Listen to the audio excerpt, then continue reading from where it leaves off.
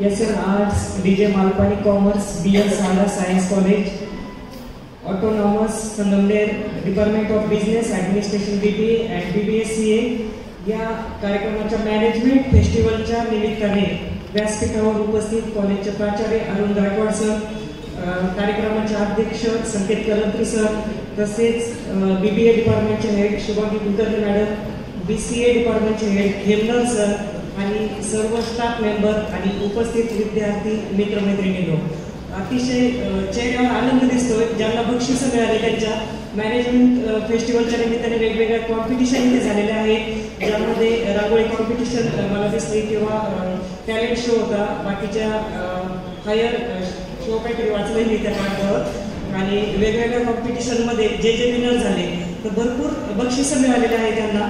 जे विनर झालेले नाही यावर्षी तर नक्कीच पुढच्या येणाऱ्या काही काळामध्ये तेही विनर होतील. आणि हरून जाण्याचं कारण नाही, अरुण सरांनी सांगितलंय मगाशी की अपयश ही यशाची पायरी आहे आणि तुम्ही ही डिग्री घेतल्यानंतर जेव्हा व्यवसायासाठी नोकरीसाठी बाहेर पडणार आहे तर आपल्याला अपयश पचवायची पण ताकद असली पाहिजे. आणि किंग आणि क्वीन पण इथं डिक्लेअर झालेले आहे BBA आणि BCAचे. तर गेस्ट पण चांगले होते, म्हणजे या कॉम्पिटिशनचं जजमेंट पण चांगलं केलेलं आहे स्टाफने आणि गायकवाड सरांनी. तर आज मला इथे चीफ गेस्ट म्हणून बोलवलं, पण त्याचं कारण असं होतं की खेमनर सरांनी यूट्यूबला मुलाखत पाहिलेली होती. मोटिवेशनल स्पीकर म्हणून कॉलेजला जात असताना मगाशी माझ्या इंट्रोडक्शनमध्ये वेगवेगळ्या पुरस्कारांची नावं घेतली, त्याचबरोबर मराठी संस्कृती, मराठी अस्मिता, सायन्स अँड स्पिरिच्युअलिटी, म्हणजे विज्ञान आणि अध्यात्म हा माझा आवडता विषय आहे की ज्यावर मला बोलायला खूप आवडतं. की आज जर आपण पाहिलंय की तुमचं जर शिक्षण जर पाहिलंय तर या शिक्षणामधून डॉक्टर राधाकृष्ण सर्वपल्ली म्हणतात की शिक्षणामधून बौद्धिक विकास होतोय पण मुलांचा शारीरिक आणि आध्यात्मिक विकास कुठेतरी कमी होतोय. तर या शिक्षणातली कमतरता भरून काढण्यासाठी बालसंस्कार आणि युवा प्रबोधन होणं गरजेचं आहे. आता तुम्ही युवा आहेत, बालसंस्कार नाही म्हणता येणार इथं. युवा प्रबोधन म्हणजे माझ्या दृष्टीने अपेक्षित काय आहे तर शिक्षण तर आपण घेतच असतो, पण त्याबरोबर आपली पर्सनॅलिटी डेव्हलपमेंट झाली पाहिजे. आपण जेव्हा समजा तुम्ही BBA किंवा BCA डिग्री घेतली आणि कुठंतरी इंटरव्ह्यूला गेले, आता मी एक इंटरव्ह्यूवर आहे, आम्ही जेव्हा इंटरव्ह्यूसाठी कॅन्डिडेट बोलवतो तर सगळ्यात पहिलं जर आम्ही त्यांचं काय चेक करत असेल तर त्यांचं ड्रेसिंग सेन्स, त्यांचं आत येताना केबिनच्या त्यांचं बिहेव कसं असतं, त्यांचं ड्रेसिंग सेन्स कसं असतं, त्यांच्यामध्ये डिसेन्सी असते का, आणि सगळ्यात महत्त्वाचं जर काय असेल तर आम्ही त्यांचा कॉन्फिडन्स चेक करत असतो. तर आजपासून हे लक्षात घ्यायचं आहे की आपली कॉन्फिडन्स लेवल वाढली पाहिजे. तुमची कॉन्फिडन्स लेवल कधी वाढणार तर तुम्ही स्वतः सकारात्मक पॉझिटिव्ह असलं पाहिजे, आपला ओरा क्लीन असला पाहिजे, आपल्या बिलीफ सिस्टीमला आपण पॉझिटिव्ह संकेत दिले पाहिजे. मग तुम्ही म्हणला इतके मोठे अवजड शब्द गाबरे मॅडम येऊन आम्हाला वापरताय. मग बिलीफ सिस्टीम म्हणजे नेमकं काय? बिलीफ सगळ्यांना माहिती. बिलीफ म्हणजे काय? विश्वास करणे. बिलीफ सिस्टीम म्हणजे आपल्या प्रत्येकाच्या आतमध्ये एक बिलीफ सिस्टीम असते. जसं माइंड आणि सबकॉन्शियस माइंड असतं, मन आणि अंतर्मन असतं. आपण आपल्या अंतर्मनाला जे सिग्नल देतो ते तसंच होत असतं. आता बऱ्यापैकी ज्या किंग आणि क्वीन झालेल्या आहेत त्यांनी आपल्या अंतर्मनाला सिग्नल दिलेले असतील या वर्षीची BBAची क्वीन मीच होणार, BBAचा किंग मीच होणार किंवा BCAचा. आणि ज्या दृष्टीने ज्या प्रकारे आपण आपल्या बिलीफ सिस्टीमला, आपल्या सबकॉन्शियस माइंडला कमांड देत असतो, सिग्नल देत असतो, तशाच गोष्टी घडत असतात. तर आपण म्हणतो की मोठे लोक, समजा सचिन तेंडुलकर असेल, अमिताभ बच्चन असेल, मग हे एकाच वेळी यशस्वी होतात, आनंदीही दिसतात. मग आनंदीच माणूस यशस्वी होतो का? यशस्वी माणसंच आनंदी दिसतात का? नक्कीच आनंदी माणसंच यशस्वी होत असतात. मग बिलीफ सिस्टीम म्हणजे नेमकं काय? की माझ्याकडं काय नाही त्याचा विचार करायचा का, की माझ्याकडे काय आहे याचा विचार करायचा. म्हणजे ग्लास निम्मा भरलेला आहे तर निम्मा रिकामा आहे याचा विचार करायचा. म्हणजे आजपासून सगळ्यांनी ठरवायचंय की माझ्यामध्ये काय चांगलंय. प्रत्येक व्यक्तीमध्ये एक प्लस आणि एक मायनस गुण असतो. जो वीक पॉईंट असतो आपल्यामध्ये तो आपल्याला इम्प्रूव्ह करायचा आहे, पण प्लस प्रत्येकामध्ये असतं. बघा, ज्यांनी कॉम्पिटिशनमध्ये जिंकलेली नसेल त्यांच्याकडे एक काहीतरी प्लस पॉईंट आहे. निदान त्यांना व्हिडिओ तर एडिट करता येत असतील. इंस्टाला व्हिडिओज वाटतात ना, इंस्टा FBला बिना संकोच करता हातवरती करायचे. कुणीतरी पाठवून बोलले बिना संकोच करता हातवरती करायचे. 50% जे आतले असतील ना, 90च्या अबोव किती? 90च्या अबोव कोणच नाही. 80च्या अबोव किती? ठीक आहे, BBA BCA ला इतके पडत नाही मार्क, मला पण म्हणले 70च्या अबोव किती? 70 बरेच हातवरती झाले. 60च्या अबोव अजून डबल हातवरती होती. 60च्या अबोव किती? लक्षात घ्या, विद्यार्थ्यांनो, आपली गुणवत्ता मात्र हीच आपली गुणवत्ता नव्हे. मार्कानुसार स्वतःला प्रेझेंट करणं बंद करा. म्हणजे ज्यांना कोणाला वाटतंय मला 60-70% आहे आणि ज्यांचा मित्र 45-40% वाला आहे, तर 40% वाल्याने कमी वाटून घ्यायचं कारण नाही. आजच्या व्याख्यानाचा मेन मुद्दाच हा आहे. मी तुम्हाला एक 3 मित्रांची गोष्ट सांगणार आहे. गोष्ट ऐकायची असेल तर पाठीमागचा गडबड गोंधळ कमी झाला पाहिजे तरच गोष्ट सांगितली जाईल, अदरवाईज बाकीच सांगितलं जाईल. जसं बिलीफ सिस्टीमचं सांगून झालं. बिलीफ सिस्टीमचा आपला विषयांतर झालाय. तर बिलीफ सिस्टीम नेमकं काय काम करते बघा. हत्ती माहिती सगळ्यांना महाकाय प्राणी, एकदम जगातला मोठा प्राणी म्हणतो आपण हत्तीला. पण हत्तीसारखा महाकाय प्राणी ज्याला लहान पिल्लू असताना साखळीला बांधलेला असतं, तो जसा जसा मोठा होत जातो त्याला त्याच्या ताकदीचा अंदाज नसतो, तरीही त्याला साखळीला सर्कशीच्या तिथं बांधल्या जातं. त्याला माहिती असतं साखळ दंड तो काही मिनिटांमध्ये काही सेकंदात तोडू शकतो. पण त्याच्या बिलीफ सिस्टीमला लहानपणापासून हेच सांगितलेलं असतं की तुला इथं साखळीला बांधून ठेवलेलं आहे. तुला ज्यावेळेस माहूत हत्तीला जे आपण म्हणतो आपल्याला जसे टीचर शिकवतात हत्तीला माहूत शिकवतो, तर हत्तीला माहूत जसा शिकवल तसाच हत्ती वागत असतो. मग हत्तीला माहूत सोडणार साखळीतून तेव्हाच निघणार. पण हत्तीच्या बिलीफ सिस्टीमला हे सिग्नल असतात साखळीतून सोडू शकत नाही, म्हणून हत्ती कधीच साखळी तोडून बाहेर येत नाही. असं कधीच आपण ऐकलेलं नाही. तसंच आपण आपल्या बिलीफ सिस्टीमला एक छोटंसं उदाहरण देते. आपण पाहुण्यांच्या घरात जातो, मुलींना अनुभव असतात, जेवायला सगळे बसतात आणि म्हणतात की भाजीमध्ये मीठ कमी आहे, जा मिठाचं भांडे घेऊन ये. त्यावेळेस आपण जातानाच काय विचार करतो, पाहुण्याच्या घरात मला मिठाचं भांडं सापडणार नाही. आपण जातो किचन वाट्यापर्यंत आणि परत येतो, तर विचारतात मिठाचं भांडं नाही, मला सापडलं नाही. मग घरातले जे पाहुणे ज्यांच्या घरी आपण जातो ते काय म्हणतात, अरे तिथेच तर होतं ते निळ्या झाकणाची बरणी. मग आपल्याला लक्षात येतं अरे तेच आहे. म्हणजेच आपण जातानाच काय डोक्यात विचार करून जातो, मला सापडणार नाही. आजपासून सगळ्यांनी एक विचार करायचा, उठल्याबरोबर आरशात पाहून स्वतःशीच हसायचं. घरातले वेडे म्हणलं तरी चालेल, असं चेहऱ्यावर हात फिरून स्वतःशीच हसायचं. I can do, I am the best, आणि मी जगातला सर्वोत्तम आहे, मी जगातली सर्वोत्तम आहे. आय कॅन डू म्हणजे मी हे करू शकते, मी हे करू शकतो. हे जसे जसे तुम्ही सिग्नल देणार आहे तशा तशा गोष्टी होणार आहेत, ते हे लक्षात घ्यायचं आहे. आणि आपल्या बिलीफ सिस्टीमला आपल्याला तेच सिग्नल द्यायचे आहे. बघा सचिन तेंडुलकर असू द्या किंवा अमिताभ बच्चन असू द्या. अमिताभ बच्चन जेव्हा फिल्म इंडस्ट्रीमध्ये ज्यावेळेस त्यांनी अप्लाय करण्यासाठी गेले, त्यांना असं सांगितलं की तुझी उंची हिरो बनण्यामधला अडचण आहे, तुझी उंची खूप आहे, म्हणजे खूप उंची असल्याने हिरो बनू शकत नाही. मग बच्चन यांनी नाराज झाले का, मग त्यांनी काय शोधलं, माझ्यात चांगलं काय, माझा आवाज भागदस्त आहे, मग मला कशावर काम करायचं, माझ्या आवाजावर काम करायचं. आज जर आपण पाहिलं तर आवाजच अमिताभ बच्चन यांची पहिचान आहे. म्हणजे काही मिनिटाच्या निवेदनाचे ते करोडो रुपये घेतात. म्हणजे माझ्यामध्ये काय चांगलं हे जर आपण पाहिलं तर आपण यशस्वी होऊ शकतो. आपण रजनीकांतचं जर उदाहरण पाहिलं, रजनीकांत कोण होते, कोण सांगतं, कंडक्टर होते. म्हणजे अभ्यास चांगला आहे मुलांचा. रजनीकांत कंडक्टर होते आणि त्यांना ऍक्टिंग करायची होती, पण ऍक्टिंगसाठी लागणारा चेहरा मोहरा त्यांच्याकडे नव्हता. मग त्यांनी काय ओळखलं, हिरो बनण्यासाठीचा चेहरा मोहरा त्यांच्याकडे नव्हता, पण त्यांच्याकडे ऍक्टिंग बेस्ट होती. मग त्यांनी ठरवलं मी साईड बाय साईड ऍक्टिंग करेन आणि फिल्म इंडस्ट्रीमध्ये पाऊल ठेवल. तर रजनीकांत आज जर आपण पाहिलं साऊथचं टॉप मोस्ट जर नाव घेतलं जातं तर रजनीकांतचं घेतलं जातं.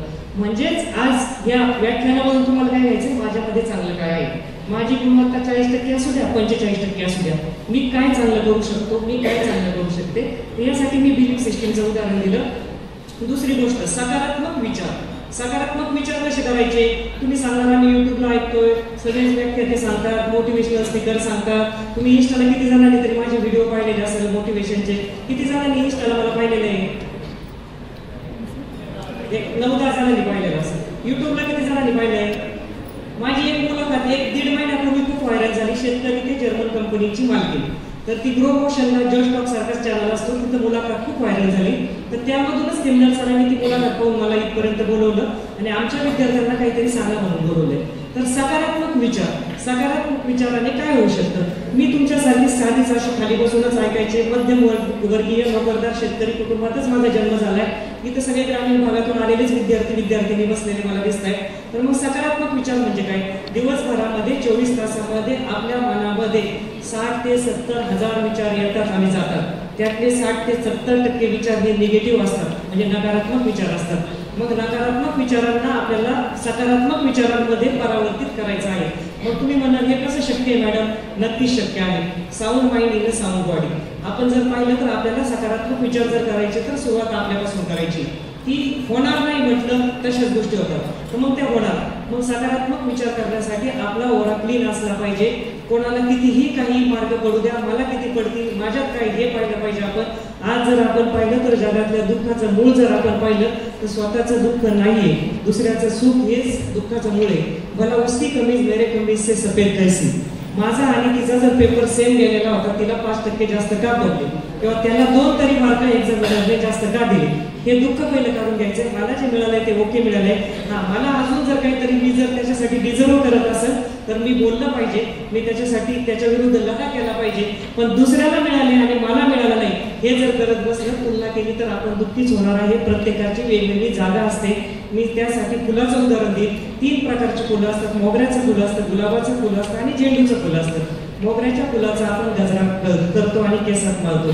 झेंडूच्या फुलाचा गजरा करतो का आपण? झेंडूच्या फुलाच्या माळा करतो. गुलाबाचं फुल आपण केसामध्ये सिंगल लावतो. मग आपण जर मोगऱ्याच्या फुलाचा गजरा केला, झेंडूच्या फुलाच्या माळा केला आणि गुलाबाचं फुल जर डोक्यात माळलं तर त्याचे वेगवेगळे महत्व असून कोणीच कमी जास्त 1 नंबर 2 नंबर 3 नंबर होऊ शकत नाही.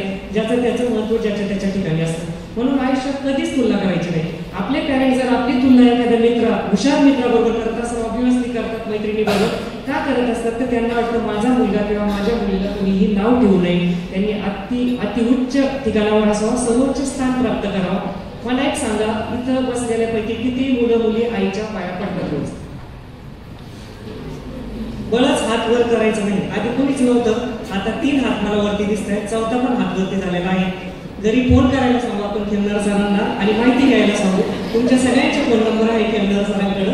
तर सांगायचं तात्पर्य, आजपासून गेल्यानंतर सगळ्यांनी आईच्या पाया पडायचं. आईला विशेष वाटेल काय जादू झाली, कोण काल मंत्र देऊन गेलंय. तर आम्ही बाल संस्कारांमध्ये ह्याच गोष्टी शिकवतो. सगळ्यात पहिलं जर दैवत कोण असेल तर आपली आई आहे. आई वडिलांनंतर आईनंतर वडील आहे. आपण देवाच्या पाया, किती जण देवाच्या पाया पडतात? बरेच जण पडतात. इकडून हळूहळू हातवरती आलेले आहेत. म्हणजे मी असं जर 70% पडत असतील देवाच्या पाय, घाबरून पडता का? पेपर अवघड गेलाय, मला इतकेच मार्क मिळाले पाहिजे, मला शिक्षकांचे बोलणे नाही बसले पाहिजे, माझ्याबरोबर मुलींनी फ्रेंडशिप नाही तोडली पाहिजे, मला मुलाने त्याच मुलाने हो बोललं पाहिजे. याच्यासाठी देवाचे पण पाया पडतंय का? पडत असेल तर तुमच्या बुद्धीनुसार तुम्ही ह्या जागी बरोबर आहे. फक्त लक्षात घ्यायचं, डील करायचं नाही आपल्याला देवाला. आपल्याला देवाने खूप दिलंय म्हणून आपल्याला देवाच्या पाया पडायचं. Sometimes try to calculate your gratitude in your life. Gratitude म्हणजे कृतज्ञता. ग्रॅटिट्यूड इंडेक्स असतो आपल्या प्रत्येकाच्या आयुष्यामध्ये. आणि जेव्हा आपण देवाच्या पाया पडतो आणि आपण ग्रॅटिट्यूड, कृतज्ञता व्यक्त करत असतो की मला माझ्या आयुष्यामध्ये काय भेटलंय, म्हणजे मला चांगले आई वडील भेटले, मला भावंड बहीण भाऊ चांगले भेटले, मित्र मैत्रिणी चांगल्या भेटल्या आणि माझ्या आयुष्यामध्ये खूप चांगलं होणार आहे, असंच माझ्यावर तुझी कृपा राहू दे, असं जर तुम्ही म्हणायला सुरुवात केली तर ही ईश्वरीय प्रार्थना असते जी मी आजही म्हणते. हे सिग्नल आपण ज्यावेळेस देतो, प्रत्येक गोष्टीमध्ये टेक अँड गिव्ह पॉलिसी असते. आपल्याला ज्या चांगल्या गोष्टी भेटल्या त्याबद्दल ईश्वराचे आभार मानायचे असतात. मग तुम्ही म्हणणार चीफ गेस्ट आले आणि देवाचं वगैरे, तर सायन्स आणि स्पिरिच्युअलिटी कसं कोरिलेटेड आहे हे मला सांगायचं. जिथं विज्ञान संपतं तिथून अध्यात्म काम करत असतं. देऊळबंद चित्रपट किती जणांनी पाहिला? सगळ्यांनी पाहिला असेल, यावर मी विश्वास ठेवणार. देऊळबंद चित्रपट नक्कीच सगळ्यांनी पाहिला असेल. तर त्यामध्ये शास्त्रज्ञ जेव्हा देव स्वामी समर्थ महाराजांना मानत नसतो, मला सांगायला आवडेल मी 94 पासून श्री स्वामी समर्थ महाराजांची देवकी आहे, सेवेकरी आहे. माझ्या आयुष्यामध्ये मी 4 आणे मागितलं, मला 1 रुपया भेटलं की तेवढी माझी श्रद्धा आहे. आणि सेवेकरी करायला आवडतं मला आणि विज्ञान अध्यात्माबद्दल बोलायला आवडतं. का आवडतं तर माझ्या आयुष्यात जे चमत्कार झाले ते तुमच्याही आयुष्यात व्हावं, तुमचंही बरं व्हावं ही माझी इच्छा असते. तर विज्ञान देऊळबंदमध्ये शास्त्रज्ञ ज्यावेळेस यांना स्वामी समर्थ महाराजांना क्रॉस करत असतो त्यावेळेस स्वामी समर्थ महाराज म्हणतात, तुझं विज्ञान जर सांगत असेल हे जग का निर्माण झालं, तर तुझं विज्ञान जर सांगत असेल हे जग कसं निर्माण झालं, तर माझं अध्यात्म सांगते हे जग का निर्माण झालं. काही जे प्रश्न पडतात आपल्याला, तुम्ही देवासमोर 5 मिनिटं बसून बघा, त्या प्रश्नांची उत्तरं फक्त आणि फक्त देवापुढे बसल्यावर आपल्याला मिळतात. इथं कुठलीही अंधश्रद्धा नाही, डोळस श्रद्धा आहे. आज जर आपण पाहिलं, अमेरिकेचे फॉलोअर इस्कॉनचे हरे राम हरे कृष्ण म्हणतात, तिकडच्या मुली येतात साडी घालतात, आपल्या संस्कृतीला ऍक्सेप्ट करतात, आपल्या मुली वेस्टर्न घालतात, साडीला कमीपणा समजतात. माझं असं म्हणणं आहे, काळाची गरज आहे, तुमचे युनिफॉर्म असतील काही ठिकाणी घालणं गरजेचं असतं. पण असे काही लग्नानंतर विवाह तुटलेले की आम्हाला सासरचे लोक ड्रेस घालू नका, काही ओकेजनली साडी घाला म्हटल्यानंतर उरसटलेपणाचं वाटलंय म्हणून काही डिवोर्सचे केस आमच्याकडे आले. राष्ट्रीय मानवाधिकारचं माझ्याकडे पद असताना या केसेस मी खरंच मिटवल्या. माझ्या बसलेल्या मुलींना, मलाही तुमच्यासारखी मुलगी आहे, कळकळून सांगावं असं वाटतंय, कुठलाही कमीपणा नाही साडी घालण्यामध्ये. आणि त्यामुळे जर लग्न तोडायची वेळ येत असेल तर आपल्याला घेतलेल्या शिक्षणाचा उपयोग नाही. लक्षात घ्या, शिक्षण हे फक्त बुद्धिमत्तेसाठी आणि मार्कासाठीच घ्यायचं नाहीये, तर तुम्ही तुमच्या लाईफ पार्टनर बरोबर येणाऱ्या काळामध्ये कसं स्वतःला बिहेव करताय, कसं वागताय, हे शिक्षण आपल्याला असणं महत्वाचं आहे. मुलांनाही मी हेच सांगेल की आपण पालकांचं किती ऐकलं पाहिजे, आपल्या लग्नानंतर आपण कसं बिहेव केलं पाहिजे.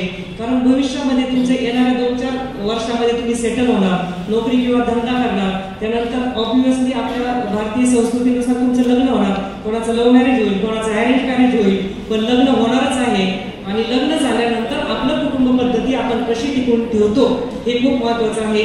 कारण बघा, इंग्रज जेव्हा भारतात आले त्यांनी ओळखलं की भारतीय संस्कृती खूप महान आहे. दुर्लभ भारता जन्म. भारतीय संस्कृतीमध्ये कुटुंब व्यवस्था खूप पक्की आहे. आणि सगळ्यात पहिलं जर भारतीयांना नेस्तनाबूत करायचं, कमजोर करायचं, तर त्यांच्या कुटुंब व्यवस्थेवर ढाला मारायचा, तोडाफोडा नीती वापरायची. आजही आपल्यामध्ये काही इंग्रज आहे समाजामध्ये की जे आपल्या कुटुंबामध्ये तोडाफोडा नीती वापरतात आणि आपलं कुटुंब विस्कळीत करतात आणि आपली मनस्थिती खराब होते. तर आजच्या मार्गदर्शनामधून हाही बोध घ्यायचा आहे आपल्याला, कुटुंबाला पहिली प्रायोरिटी आपण दिली पाहिजे, आताही आणि मुलींनी लग्नानंतरही. आणि नकार पचवण्याची ताकद ठेवा.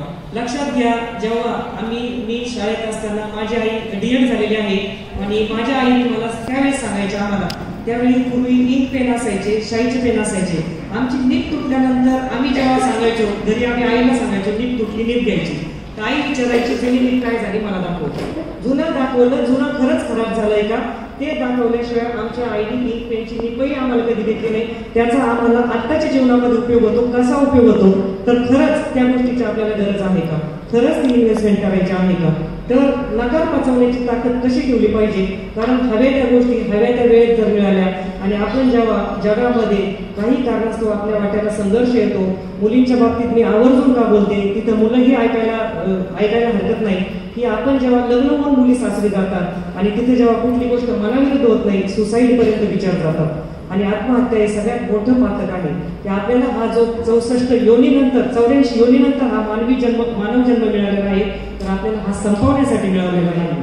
तर लक्षात घ्या, नकार पचवायचा म्हणजे बऱ्याच वेळा आपण ठरवतो की अरे मला या विषयामध्ये 84 मार्क मिळायला पाहिजे होते, मला तर इथं भ्रमनिराश झाला, मला इथं 65 आले, किंवा गणिताला तर मला मॅथला पैकीच्या पैकी मिळायला पाहिजे होते, असं कसं झालं, मग आमक्याला तर मिळाले मला काय मिळालं नाही. ते नैराश्य आपल्याला कुठेतरी ग्रासत असतं आणि त्या नैराश्यामुळं निगेटिव्ह विचार आपल्या मनामध्ये येतात आणि कुठल्याही छोट्याशा कारणाने विद्यार्थी दशेत असताना आपल्याला कळत नसतं चांगलं वाईट आणि आत्महत्येपर्यंत विचार जातात. म्हणून कोण जर आपल्याला नकार देत असेल तर नकार पचवायला शिकवा. माझा एक विचार तुम्ही आवर्जून ऐका इंस्टाला, म्हणजे काही गोष्टी आपल्याकडून निसटतात, मिळत नाही आपल्याला, त्यावेळेस आपल्याला वाईट वाटतं. तर माझं विचारधन असं होतं, हातातून काही निसटून गेलं तर वाईट वाटून घ्यायचं नाही, कारण नवीन काही येण्यासाठी ओंजळ रिकामीच असावी लागते ना. तर असं आजची वेळ उद्या नक्कीच बदलणार आहे, याच्यावर विश्वास ठेवा. वेळ कधीच सारखी नसते. तेही माझे मिलियनमध्ये व्ह्यूज गेलेले त्याला. वेळ कोणाचीच सारखी नसते. रडावं तर त्यांनाही लागतं ज्यांनी दुसऱ्यांना रडवलं. असे मिलियनमध्ये जे व्ह्यूज गेले ते तुमच्यासारख्या तरुण मुलामुलींना खूप पटलेलं आहे. तर फक्त आज आपण डिग्री घेऊन बाहेर पडत असताना आम्ही जेव्हा एंटरप्रेन्युअर म्हणून जेव्हा पिंपरी चिंचवड सारख्या उद्योगनगरीमध्ये आम्ही नोकरीसाठी झालो आणि उद्योजक झालो, नोकरी देणारे झालो, तर यासाठी आमचा खूप मोठा संघर्ष होता. माझे गॉडफादर फक्त आणि फक्त श्री स्वामी समर्थ महाराज होते. आजही संघर्ष आहे. करोडोचे विषय असतात, जे आपल्याबरोबर गोड बोलतात तेच इथे शत्रू असतात आपले. बऱ्याच वेळा संघर्षामधून आपल्याला मिळणाऱ्या गोष्टी जवळ येऊन आपल्यापासून जातात, त्रास होतो त्याचा, पण ते पचवण्याची ताकद फक्त स्पिरिच्युअलिटी अध्यात्मामधून येत असते. म्हणून जो कोण गुरु असेल आपल्या घरामध्ये, आई वडील जे काय सांगतात, साईबाबांना पाया पडा, गजानन महाराजांना पडा, स्वामी समर्थ महाराजांना पडा, देवीला पडा, कुठल्या तरी देवाचं अधिष्ठान मनामध्ये ठेवा, पाया पडा. आजही मी जर गाडीत बसते तर 11 माळी स्वामी समर्थ जप माझा ॲपवर चालू असतो. आमच्या नित्य सेवा झाल्याशिवाय मला चुकल्यासारखं वाटतं. का वाटतं? जसं मोबाईलला आपण चार्जिंग करतो, आपल्याला स्वतःला चार्जिंगची गरज असतो. 512 GB आपण लॅपटॉप घेतो आणि त्याला अँटीव्हायरस टाकतो. का टाकतो? हार्मफुल फाईल आपल्या लॅपटॉपमध्ये घुसू नये, आपल्या PC मध्ये घुसू नये म्हणून आपण त्याला अँटीव्हायरस टाकतो. बऱ्याच वेळा का माहीत नसतानाही डोळसपणे बऱ्याच गोष्टी करायच्या, पण काही गोष्टींना बुद्धी थोडीशी बाजूला ठेवून नाही करायच्या. अँटीव्हायरसचं काम माहीत नसतानाही आपल्याला जेव्हा सजेशन देतात आपण अँटीव्हायरस टाकतो, आपला PC वाचवायचा असतो, आपल्याला फाईल करप्ट करायचे नसतात. आपले डोकं जे आहे ते किती जीबीचं आहे, किती जीबीची आहे आपली मेमरी सांगू शकत नाही, करोडोची मेमरी असते. मग याचा अँटीव्हायरस काय? आपले स्तोत्र मंत्र, आपली आध्यात्मिक ताकद. आपण बऱ्याच वेळा हार्मफुल साईट काय असतात, वेगवेगळ्या निगेटिव्ह ठिकाणी जातो, आपण नकारात्मक घरांमध्ये जातो, घरांना खाल्लं जातं. काही घरांमध्ये गेल्यानंतर खूप निगेटिव्हिटी वाटते, काय निगेटिव्ह बोललं जातं त्या घरामध्ये, ते अन्नाचे दोष आपल्याला लागत असतात. काही वेळा चुकीच्या ठिकाणी जाऊन आपण आल्यानंतर आपली पॉझिटिव्हिटी न्यूट्रल होत असते. जसं मोबाईलला आपल्याला रोज चार्जिंगची गरज असते, तशी आपल्यालाही आध्यात्मिक ताकदीची रोज गरज असते. तर आजपासून कोणी बुसटलं म्हटलं तरी चालत, देवाला हात जोडल्यानंतर, आपल्या आईच्या पाया पडल्यानंतर देवाला हात जोडल्याशिवाय घराच्या बाहेर पडू नका. आजही माझं गणपती स्तोत्र पाठ आहे, लक्ष्मी महालक्ष्मी अष्टक म्हणते मी, अथर्वशीर्ष असतं, श्री सुक्त असतं. मला कुठलाही बुसटलेपणा वाटत नाही त्यामध्ये. आत्ताच माझी चायनाची एक बिझनेस ट्रिप झालेली आहे आणि 2014ला युरोप दौरा झालाय. असं नाही की बाहेरच्या देशात गेलं तरी तिथं माझी नित्यसेवा चालू होती. मला आनंद वाटतो की वेगवेगळ्या ठिकाणी जाऊन जरी आपण आलो तर आपल्या भारतीय संस्कृतीला आणि आपल्या अध्यात्माला कुठंच चॅलेंज होऊ शकत नाही, कुठंच चॅलेंज होऊ शकत नाही. आपण खूप भाग्यवान आहे. मी मगाशी म्हटलं दुर्लभ हा भारता जन्म, इतक्या महान संस्कृती आहे आपली. तर आपला दुसरा विषय होता की आपल्याला, मी आता एक प्रश्न विचारणार आहे. काही जण इथं मला आळस देताना दिसले, कारला ब्रेक का असतो? एकदा फिजिक्सच्या सरांनी मुलांना हा प्रश्न विचारलेला होता. किती जणांचं लक्ष आहे मला चेक करायचं आहे, कारला ब्रेक का असतो? कुठल्याही व्हेकलला ब्रेक का बसवलेला असतो? जोरात सांगायचं, उभं राहून सांगितलं तरी चालेल. कॉन्फिडन्स लेवल वाढते आपली. इंटरव्ह्यूला मुद्दाम आम्ही आमच्या समोर कॅन्डिडेट आला ना, आम्ही 1 इयरचा लिस्ट ऑफ विचारतो, मग त्यांनी सांगितलं काय म्हणतो, नाही तो नाहीये, मग तो म्हणणार नाही का, कन्फ्यूज होणार. एखादा शार्प असतो स्टुडंट, तो तोच आहे, म्हणजे तो कॉन्फिडन्स असतो. खाली बसून बोलणं खूप सोपं असतं, इथे येऊन बोलणं खूप अवघड असतं. खाली बसून टिंगल टवाळकी जोक मारणं एकदम सोपं असतं, अतिशय सोपं असतं. बॅक बेंचर आपण जे म्हणतो, छान वाटतं शिक्षकांची उडवायला, चांगल्या विद्यार्थ्यांची चेष्टा करायला. उभं राहून उत्तर द्या, कारला ब्रेक का असतो? कोणालाच प्रश्न पडला नाही का? जेट, हा उभे राहा.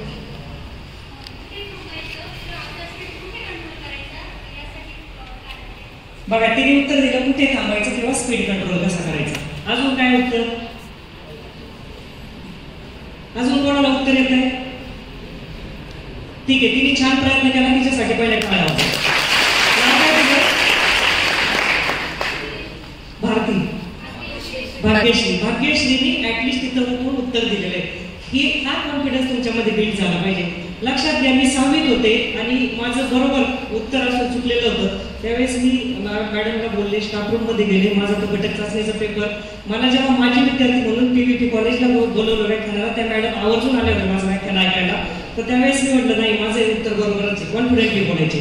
आणि मॅडम माझ्याकडे पाहत होत्या, साबळे मॅडम होत्या आमच्या त्या हिंदीच्या, आणि मी त्यावेळेस भांडून 2 मार्क घेतलेले होते. मॅडम मला आवर्जून पाहायला आले होते, कारण ती कॉन्फिडन्स लेवल त्यावेळेस होती. त्या कॉन्फिडन्स लेवलमुळे आजही 1000-1500 पब्लिक समोर मी बोलू शकते. तर कॉन्फिडन्स बिल्ड करा. चुकू द्या, उत्तर चुकलं तरी चालेल. सगळ्यात घातक जर काय असेल ना, निर्णय न घेता येणार. निर्णय चुकू द्या. चुकणं म्हणजेच तुम्ही काहीतरी करताय. चुकलाच पाहिजे निर्णय, चुकल्याशिवाय पण तुम्ही शिकणार नाही. आजही आमचेही निर्णय चुकतात, पण निर्णय न घेता येणं आणि न्यूट्रल बसणं सगळ्यात घातक आहे. तर लक्षात घ्या, चुकलं तरी उभं राहिलं तरी सांगितलं. तर मी उत्तर देते की कारला ब्रेक बऱ्याच जणांना असं वाटतं की गाडी थांबण्यासाठी किंवा गाडी कंट्रोल करण्यासाठी. माझं उत्तर असं आहे की गाडी सुसाट पळण्यासाठी. म्हणजे बघा, कारला जर ब्रेकच नसता तर आपण जोरात गाडी चालू शकलो असतो का? असं हळूहळू चालू असतो ना, घाबरत. ब्रेक आहे म्हणून आपण 120-140 कितीला पण चालवत असतो ना, बरोबर आहे ना? मग आपले ब्रेक काय असतात विद्यार्थी दशेमध्ये? आपले ब्रेक आपले आई वडील, आपले शिक्षक, आपले मोठे लोक आपल्याला वेळोवेळी टोकत असतात. आपण सुसाट चालत असतो, मग आपल्याला टोकत असतात, अरे तू असं नको करू. मुलींना सांगतात तू मुलीची जाते, तुला लोकांच्या घरी जायचे, बाई तुला भांडे घासता आले पाहिजे, स्वयंपाक आला पाहिजे, तू निदान सणावाराला ड्रेस चांगले घातले पाहिजे, आणि तू लिपस्टिक घात नाही लावली पाहिजे. मुलांना सांगतात तुझ्या केसांचा कट जरा कमी कर. म्हणजे माझ्या मुलांना मी हे सांगते बरं का, तुझ्या केसांचा सोबर कट असू दे, तुझे कपडे चांगले असावा, तुझं डिसेन्सी वाटली पाहिजे, पाहुणे आल्यानंतर बोललं पाहिजे. आज अशी परिस्थिती झालेली आहे, घरात जर पाहुणे आले तर काय बोलायचं हे मुला मुलींना कळत नाही. का कळत नाहीये? तर आपला संवाद कुठेतरी कमी होत चाललाय, घरच्यांबरोबर बसणं म्हटलं आपलं कमी पडत चाललेलं आहे. तर त्यामुळे ह्या गोष्टी घडत असतात. तर त्यासाठीच माझं विचारधन आवर्जून ऐका. आपल्याला रोखणारा आणि टोकणारा आयुष्यामध्ये कोणीतरी असला पाहिजे आणि कोणीतरी असेल तर स्वतःला भाग्यवान समजा, कारण ज्या बागेमध्ये माळी नसतो ती बाग उद्ध्वस्त व्हायला वेळ लागत नाही. लक्षात घ्या. तर विषय आहे आणि मला असं वाटतं की कुठल्याही श्रोत्याची मानसिकता ऐकण्याची 35 मिनिटानंतर कमी कमी होत जाते. मला असं वाटतं 35 मिनिट झाले असतील, 35 मिनिट झाले असतील, अजून तासभरही मी बोलू शकते, वेगवेगळे विषय तुम्हाला सांगू शकते. फक्त जाता जाता 3 मित्रांच्या गोष्टीचं मी तुम्हाला आमिष दाखवलं. मागच्या बडबड करणाऱ्या स्टुडंटला शांत बसावं लागलं. 3 मित्रांची काय गोष्ट सांगणार आहे मॅडम, त्यासाठी जाता जाता मी गोष्ट सांगत, कारण मी जर अजून पुढचे 20 मिनिटं बोलले तर 50% विद्यार्थी गायकवाड सरांना सांगतील, खेमनर सरांना समजून सांगा, माझाच माईक आणि माझाच आई असे वक्ते आम्हाला आणू नका कृपा करून. त्यामुळे पुढचं आपण मी एक सांगू इच्छितो आपल्याला, तुम्ही जर पुढे अजून अर्धा तास तरी कंप्लीट केलं ना, कारण तरीही काही वाटणार नाही, कारण तुम्ही जे ज्ञान देताय, तुम्ही जे अनुभव सांगता, हेच अनुभव भविष्य काळामध्ये त्यांना शिदोरी म्हणून उपयोगाला येते.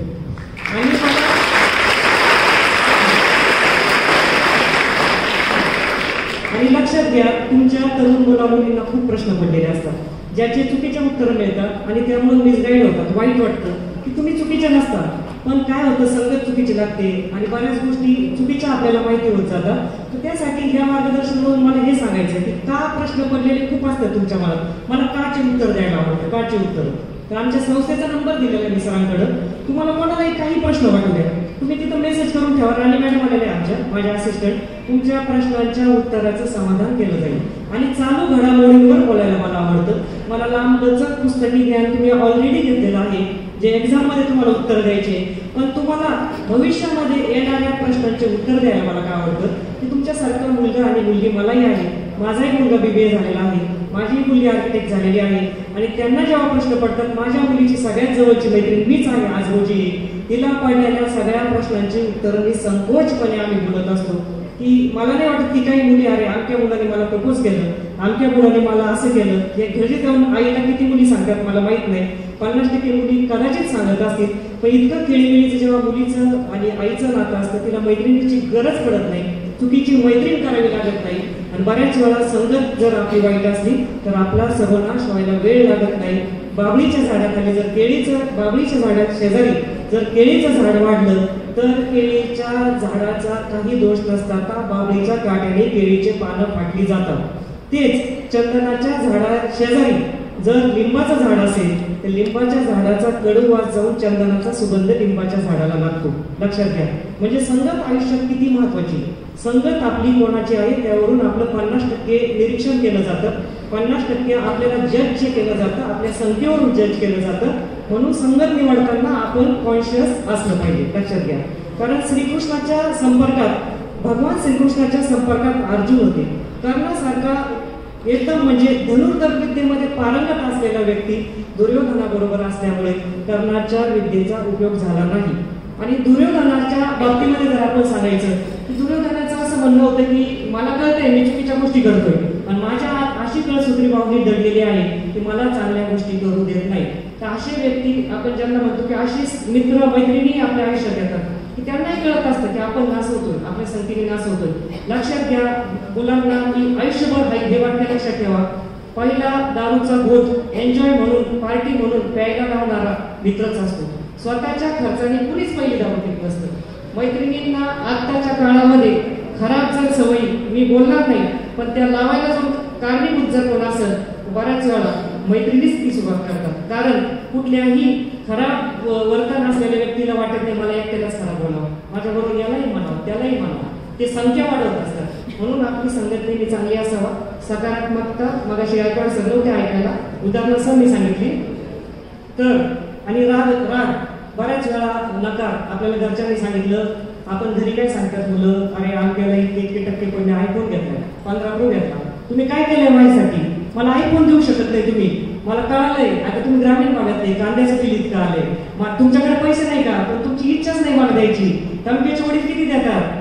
मुली पण म्हणणार आता आम्हाला रील काढावे लागतात, आम्हाला चांगले चांगले फोटो काढावे लागतात, आम्हाला पण चांगल्या फोनची गरज आहे, चार्जिंग टिकत नाही फोनची.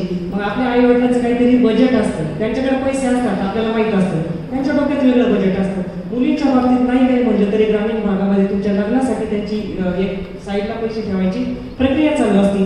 मुलांच्या बाबतीमध्ये तुमच्या फ्युचरसाठी पैसे जमा करत असतात. ते त्यांना वाटत असतं मुलाला चालू काही धंदा आला, काही नोकरीच्या ठिकाणी ब्लॅकने पैसे भरायची वेळ आली, आमच्याकडे थोडे पैसे पाहिजे, बचत करत असतात बिचारे. पण आपल्याला ते माहित नसतं ना. ते आम्ही आई वडील म्हणून आम्हाला माहिती की आमच्या मुलांच्या भविष्यासाठी म्हणजे त्यांच्या मनामध्ये जे नियोजन असतं आणि ते तुम्हाला नाही म्हणतात. मग आपण त्यांना इतकं बोलतो की आपल्याला कळत नसतं. ते आपल्याला आपण आई वडील झाल्यानंतर कळतं की आपण त्यांना किती दुखावलेलं आहे. वेल्याशिवाय स्वर्ग दिसत नाही म्हणतो आपण. त्यावेळेस कळतं अरे आपल्या आई वडिलांना आपण त्यावेळेस काय बोललो होतो. तर नकार पचवायची ताकद ठेवत असताना रागावर कंट्रोल पाहिजे. आणि रागातच बोलतो आपण, इतकं बोलतो की मर्यादा ओलांडून बोलतो. म्हणजे आई वडिलांना कधी वाटतं हा माझाच मुलगा बोलतोय का, की माझीच मुलगी बोलती का. राग सगळ्यांना येतो. किती जणांना राग येतो बसलेला? खाली हाती त्यांना राग येत नाही का? खरंच राग येत नाही? मला तर माहिती नाही. माझ्या मुलांना राग येतो, मला राग येतो, सगळ्यांना राग येतो. मनुष्य स्वभावामध्ये षडयंत्र असतात. काम, क्रोध, लोभ, मोह, मद, मत्सर या षडयंत्रातून आपण चुकले नाही. पाठीमागून एक बरेच वेळ जास्त राग येतो दादाला. हे बघा राग आलाच पाहिजे. पण राग आल्यानंतर आपण कशा प्रकारे रिॲक्ट करतो हे महत्वाचं आहे. कारण दात आजचे होते. सर्वेक्षणची ऍड पाहिली तुम्ही, दात आजचे होते. राग आलाच पाहिजे. राग आला थोडा मोठ्या नाही राग आला. राष्ट्रपिता महात्मा गांधींना जेव्हा राग आला तरी राग आला.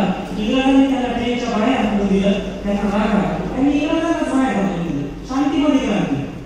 नेल्सन मंडेला यांना कृष्णवर्णीय म्हणून जेव्हा चिडवलं त्यांना खूप वाईट वाटलं. काळा आणि गोरा रंग आपल्या हातात असतं, आपलं दिसणं आपल्या हातात असतं. माझी आई नेहमी मला सांगते तिला देवीच्या साथीमध्ये डोळ्याची टीप दिली होती. एका डोळ्याने तिला कधीच दिसलं नाही, एका डोळ्याने तिने संसार केला आणि आम्हाला घडवलं. 1972 ती बीएड झाली. आमच्यासारखी मुलं घडवली. ती नेहमी सांगायची माझ्या दिसण्यामुळं माझं लग्न जमताना मला खूप अडचणी यायच्या. माझ्या चुलत बहिणी माझ्या मैत्रिणी मला चिडवायच्या. आयुष्यात दिसण्यास गर्व करू नको, 3 गोष्टींचा कधीच गर्व करू नको. माझ्या आई मला आजही सांगते संतती, संपत्ती आणि सौंदर्य. आजही आईचं ते शिकवलं आहे आणि या 3 गोष्टी चिरकाल टिकणाऱ्या असतात. म्हणून आईच्या संस्कारामुळे आजही आम्ही डाऊन टू अर्थ.